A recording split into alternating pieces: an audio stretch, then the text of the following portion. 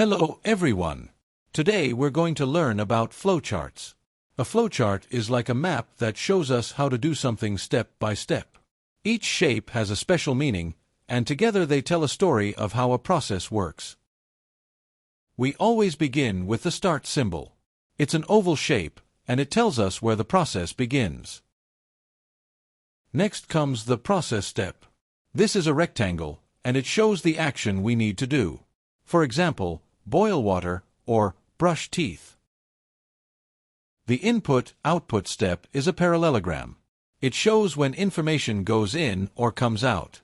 For example, typing your name is input and seeing "hello" on the screen is output. Sometimes we need to make a choice. That's where the decision step comes in. It's a diamond shape, and it asks a question like yes or no. Depending on the answer, the flowchart takes us in different directions. All steps are connected by arrows called flow lines. They show us the direction to follow, so we don't get lost. Every process has to finish somewhere. The end step is another oval, and it tells us the process is complete.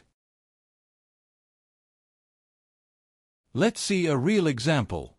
Making tea starts with getting a cup, boiling water, adding a tea bag, pouring water, steeping the tea, and finally enjoying it. The flowchart shows each step clearly, with arrows guiding us along the way.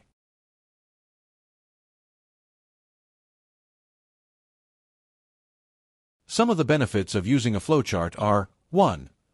It helps to explain your approach towards solving a problem. 2. The flowchart helps in bringing in visual clarity to a problem, so it helps in practical problem solving. 3. Once you build a flowchart, this remains as documentation of the code you are about to build. If you need to come back and understand the code, you can refer to the flowchart. So, flowcharts are a fun way to show how things happen step by step. They help us stay organized, make decisions, and understand processes easily. Now, let's try making our own flowchart together.